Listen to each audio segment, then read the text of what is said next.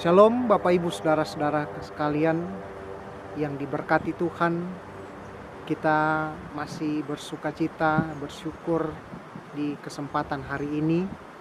Atas berkat-Nya kita masih menerima karunia penyertaan sepanjang hidup ini. Terlebih kita bersyukur meski masih dalam suasana kondisi yang masih menjadi pergumulan kita bersama dengan COVID-19. Tapi ini tidak mengurung waktu kita untuk beribadah kepada Tuhan, meskipun masih dalam suasana kita menerima firman lewat online seperti ini. Tapi hari ini kita percaya bahwa kita semua diberkati, dan mari dalam ibadah minggu di saat ini kita mau dengar firman Tuhan. Kita mau merenungkan firman Tuhan sebagai kekuatan bagi kita. Tapi sebelum itu mari kita berdoa. Ya Tuhan, kami bersyukur di hari ini atas berkat-Mu, cinta kasih-Mu kami masih boleh menikmati hidup. Kami boleh bersyukur dalam ibadah minggu di saat ini. Kami mau mendengar firman-Mu sebagai kekuatan kami untuk melangkah. Tuhan berkati kami yang ada di rumah, yang mendengarkan firman Tuhan secara online. Dimanapun berada, kiranya berkat penyertaan-Mu, berkat kasih sayang-Mu, berkat firman-Mu menjadi milik bagian setiap orang yang mendengarkan firman, terlebih kami keluarga besar jemaat gereja GPI Malang. Sungguh kami percaya Tuhan, inilah kesempatan kami untuk mendengarkan firman-Mu. Di dalam nama Yesus Kristus firman yang hidup kami berdoa. Amin. Nah Bapak Ibu Saudara, di hari ini kita mau belajar firman Tuhan. Saya coba memperdengarkan firman Tuhan dari kitab Pengkhotbah, karena di sepanjang minggu bulan ini tentu GPI juga dalam ibadah-ibadah keseharian, ibadah di hotel dan juga ibadah PD, kami merenungkan firman Tuhan dari kitab Pengkhotbah. Saya coba ambil satu bagian firman Tuhan dari renungan di hari Minggu ini dari Pengkhotbah pasal 8 ayat 9 sampai ayat 17. Saya akan baca untuk Bapak Ibu Saudara, dan kiranya Bapak Ibu Saudara sekalian mengikuti kebenaran firman Tuhan yang saat ini akan menjadi berkat firman-Nya. Pekerjaan Allah tidak dapat diselami manusia. Demikian firman-Nya. Semua ini telah kulihat dan aku memberi perhatian kepada segala perbuatan yang dilakukan di bawah matahari, ketika orang yang satu menguasai orang yang lain hingga ia celaka. Aku melihat juga orang-orang fasik yang akan dikuburkan boleh masuk, sedangkan orang yang berlaku benar harus pergi dari tempat yang kudus dan dilupakan dalam kota. Ini pun sia-sia. Oleh karena hukuman terhadap perbuatan jahat tidak segera dilaksanakan, maka hati manusia penuh niat untuk berbuat jahat.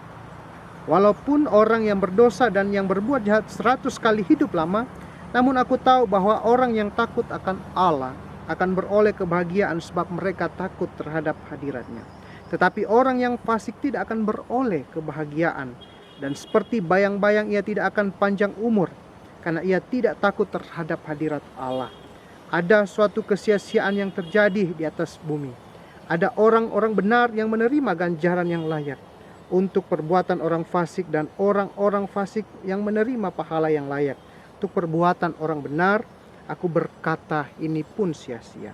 Oleh sebab itu aku memuji kesukaan, karena tak ada kebahagiaan lain lagi bagi manusia di bawah matahari kecuali makan dan minum dan bersukaria. Itu yang menyertai di dalam jerih payahnya seumur hidupnya yang diberikan Allah kepadanya di bawah matahari.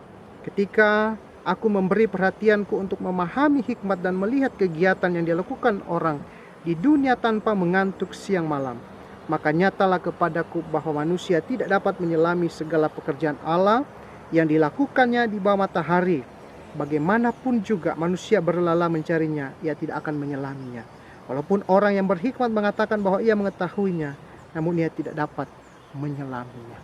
Demikian kebenaran firman Tuhan. Kita bersyukur dan berbahagia terus mendengarkan firman Tuhan sampai hari ini. Kita percaya sukacita firman yang menjadi berkat kekuatan bagi kita semua. Nah, shalom Bapak Ibu Saudara.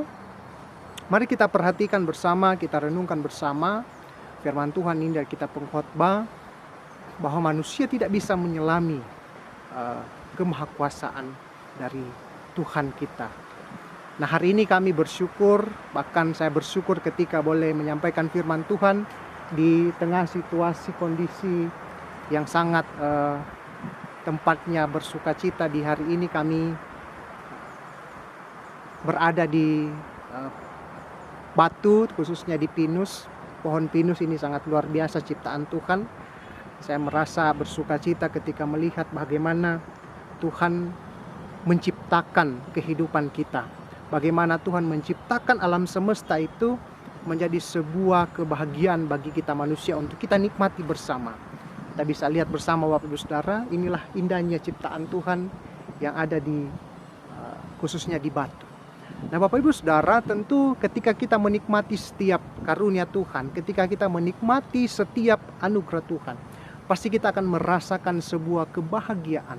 Kita akan merasakan sebuah sukacita di dalam kehidupan ini. Tentu siapapun dia, siapapun apapun agamanya, apapun sukunya, dan dari mana dia berasal, pasti ketika dia menerima suatu kehidupan, dia akan merasakan sukacita dan kebahagiaan. Nah, pada dasarnya juga ada banyak orang yang mau mencari sebuah kebahagiaan itu di luar dari apa yang Tuhan sudah beri. Itu kadang orang-orang yang tidak percaya akan anugerah Tuhan, tidak percaya akan berkat yang Tuhan sudah percayakan bagi hidupnya, bahkan tidak percaya bahwa apa yang dia alami, apa yang dia nikmati dalam hidup ini, itu adalah anugerah Tuhan. Saya pernah mendengar satu khotbah di YouTube yang dibawakan oleh salah seorang pelayan Tuhan, bahwa dia mengatakan bahwa hidup ini itu bukan kesempatan, tetapi hidup ini itu adalah anugerah. Jadi dia membedakan bagaimana hidup adalah kesempatan dan hidup adalah anugerah. Ketika kita hidup di dunia ini, bahwa kita hidup karena anugerah Tuhan. Kita menerima sebuah sukacita, menerima duka cita, itulah yang kita alami di dalam kehidupan ini. Kita tidak akan terlepas dari dua hal ini, baik sukacita, baik duka cita, baik kebahagiaan, baik kesusahan. Nah, tinggal bagaimana kita sebagai manusia itu bisa hidup di dalam menikmati setiap proses kehidupan yang sementara kita jalani sampai hari ini. Tentu dunia, bahkan Indonesia, bahkan semua gereja bergumul sampai saat ini ketika dilanda dengan yang namanya pandemi atau virus corona. Bahkan ada yang mengatakan tante corona, om corona, dan lain sebagainya. Banyak hal orang-orang yang mau mengatakan bahwa segala sesuatu tentang corona ini. Sudah banyak hal yang diberikan nama-nama kepadanya. Tapi Bapak Ibu Saudara, kita melihat bahwa ketika Tuhan mengizinkan ini terjadi, maka mari kita melihat kenapa, apa yang sebenarnya harus kita refleksikan, apa yang sebenarnya harus kita lihat dari kehidupan yang sementara terjadi ini. Karena kita manusia, kita tidak bisa menyelami segala kemahakuasaan Allah. Apa yang Tuhan izinkan terjadi, itu harus kita syukuri di dalam hidup ini. Ketika ada virus corona ini terjadi, maka kita harus mensyukuri setiap kehidupan ini. Dan kita harus melihat dengan hikmat apa yang sebenarnya terjadi kepada dunia ini. Jangan sampai kita dulu berpikir-pikir hal yang tidak enak, sampai kita membuat pikiran kita jadi kacau dan lain sebagainya terjadi dalam hidup ini. Tetapi justru kita melihat bahwa ketika hal ini terjadi, berarti ada suatu hal yang harus kita refleksi, harus kita renungkan dalam kehidupan ini. Kenapa sampai virus ini boleh ada di tengah kehidupan kita sebagai umat yang percaya. Nah, Bapak Ibu Saudara, kita belajar dari pengkhotbah. Dia pengkhotbah, kita tahu bahwa isi dari firman yang dikatakan pengkhotbah ini, banyak para penafsir mengatakan bahwa pengkhotbah ini adalah seorang yang disebut sebagai Salomo, karena kita melihat pada ayat-ayat sebelumnya dikatakan bahwa orang tidak disebut namanya Salomo, tetapi dikatakan bahwa orang ini berhikmat, dia adalah raja besar. Dan dari keterangan-keterangan itu maka ada banyak penafsir mengatakan bahwa ini tulisan dari Salomo. Sehingga pengkhotbah mau menceritakan bahwa segala kehidupan ini adalah sia-sia. Nah, kenapa sia-sia? Nah, itu yang harus kita lihat, itu yang harus kita renungkan. Kenapa pengkhotbah mengatakan bahwa hidup ini adalah kesia-siaan? Hidup ini, semua yang ada di bawah kolong langit ini itu adalah sia-sia. Kita melakukan banyak hal, semua dikatakan sia-sia. Kenapa pengkhotbah mengatakan itu? Karena ketika kita melihat hal itu, ketika kita melakukan hidup ini tanpa dengan sebuah kebenaran, maka hidup ini akan sia-sia. Ketika kita melakukan kehidupan ini di luar dari Tuhan, maka semua itu akan sia-sia. Tetapi justru pengkhotbah mau menjelaskan bahwa inilah kehidupan kita. Kadang kita justru ketika kita larut dengan kehidupan di dunia ini, kita sudah lupa dengan Tuhan. Bahkan ketika ada pandemi seperti ini, kita kadang juga sudah lelah, sudah capek dengan situasi ini. Bahkan kita pun akan merasa bahwa Tuhan itu tidak adil, Tuhan itu tidak menolong. Kenapa virus ini tidak dihilangkan? Itu yang terjadi kadang-kadang di pikiran kita dengan situasi kondisi yang ada.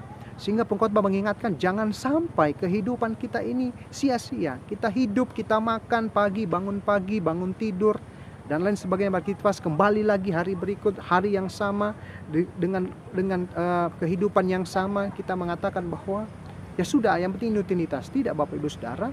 Ketika kita melakukan setiap pekerjaan, aktivitas setiap pagi, bangun, malam tidur, dan lain sebagainya, maka kita harus memaknai hidup itu, kita harus maknai dengan sebuah kebenaran. Karena pada pasal yang terakhir dikatakan bahwa takut akan Tuhan. Itulah yang menjadi inti pemberitaan yang mau dikatakan oleh pengkhotbah. Takut akan Tuhan yang harus dipegang oleh setiap umat manusia. Takut akan Tuhan dan melakukan setiap kebenarannya dan hidup di dalam Tuhan, maka pasti hidup kita tidak akan sia-sia. Ketika kita menjalani rutinitas hidup, kita ada di dalam Tuhan, kita tidak akan pernah merasa hidup ini sia-sia, karena kita berada dalam genggaman kasih Tuhan, kita menikmati kasih Tuhan, dan kita merasakan bahwa kebahagiaan itu ada, dan Tuhan memberikan semua yang kita perlukan di dalam hidup ini. Oleh karena itu, Bapak Ibu Saudara, mari pegang firman Tuhan, pegang kebenarannya, takut akan Tuhan dan lakukan kebenarannya, hidup di dalam Tuhan, keintiman dengan Tuhan, berdoa. Meski kita masih di rumah, tetap setia. Jangan pernah surut iman, jangan pernah kita takut. Mari kita melangkah dengan pasti, kita melihat masa depan, bahwa ketika Tuhan mengizinkan hal ini terjadi, situasi seperti ini, pasti Tuhan pula akan nanti mengizinkan kita untuk menikmati sebuah sukacita, kebahagiaan, dan berkat. Sehingga hidup ini tidak akan pernah sia-sia, seperti yang dikatakan oleh seorang pengkhotbah. Jalani hidup dengan penuh sukacita, jalani hidup dengan penuh tanggung jawab, dengan penuh rasa syukur. Dan mari di tengah kondisi seperti ini kita jalani protokol kesehatan yang ada, pakai masker di rumah, cuci tangan, dan kita lakukan apa yang terbaik di dalam kehidupan ini, sehingga benar-benar kita dalam campur tangan Tuhan, dalam perlindungan Tuhan, dan kita mengikuti setiap apa yang situasi kondisi di tengah-tengah dunia ini ya. Sementara kita gumuli bersama. Kiranya berkat firman menjadi milik bagian kita di rumah. Semoga kasih Allah terus nyata bagi kita sekalian. Kita tetap maju melangkah, melihat masa depan, melihat satu pengharapan bahwa di dalam Yesus Kristus ada sebuah keselamatan, ada pengharapan, ada sukacita yang akan menjadi milik bagian kita. Dan pasti ketika kita hidup di dalamnya, kita akan menerima kebenaran dan janjinya, penyertaannya kita di sepanjang kehidupan ini. Semoga firman ini menjadi kekuatan bagi kita dan kita melangkah dengan pasti. Dan Bapak Ibu Saudara di rumah akan tetap sehat dalam lindungan Tuhan. Dan jangan pernah kita merasa takut akan kehilangan segala sesuatu, tapi kita tetap percaya bahwa berkat Tuhan menjadi milik bagian kita. Tuhan memberkati Bapak Ibu Saudara sekalian, memberkati kita semua. Shalom, dan demikian firman Tuhan. Amin. Mari kita berdoa. Bapa di sorga, terima kasih untuk firman-Mu. Engkau memberkati kami. Kami percaya lewat firman yang sudah kami pelajari di hari Minggu ini menjadi kekuatan bagi kami. Yang di rumah Tuhan mendengarkan, siapapun mereka, Tuhan jaga, Tuhan berkati, Tuhan lindungi, dijauhkan dari wabah virus corona. Kiranya tetap sehat, tetap dalam perlindungan, baik di rumah, dalam aktivitas pekerjaan, dimanapun berada. Tuhan tetap terus memberkati kehidupan setiap jemaat Tuhan yang ada di rumah, dimanapun berada. Kiranya berkat, kasih sayang, perlindungan-Mu selalu menjadi milik bagian setiap keluarga-keluarga yang ada di rumah, bahkan khususnya kami anggota gereja yang ada di GPI Malang. Tuhan berkati. Kiranya di waktu yang tepat Tuhan mengizinkan kami untuk kembali berkumpul dalam persekutuan ibadah minggu, dengan kami mematuhi protokol kesehatan yang ada. Tuhan, kiranya buka jalan bagi setiap pergumulan kami, berikan waktu yang tepat bagi kami, untuk kami bisa bersama-sama berkumpul, memuji, memuliakan Engkau. Terima kasih Bapa, terima kasih untuk firman-Mu, berkati gereja kami, berkati GPI Malang, bahkan berkati Sinode GPI, bahkan semua pastor, semua guru Injil dimanapun berada di Indonesia ini, yang melayani Tuhan, bahkan semua hamba-hamba Tuhan, pelayan-Mu yang ada di seluruh dunia, di seluruh Indonesia ini, diberkati Tuhan. Terima kasih Bapa, terima kasih Tuhan. Kami menyerahkan seluruh aktivitas kami di sepanjang minggu yang kami lalui bersama. Kiranya dalam cinta kasih penyertaan-Mu kami menikmati setiap aktivitas kehidupan kami, dan kami hidup di dalam kebenaran-Mu, takut akan Tuhan menjadi milik bagian kami. Dalam nama Yesus Kristus kami berdoa, kami bersyukur kepadamu. Amin.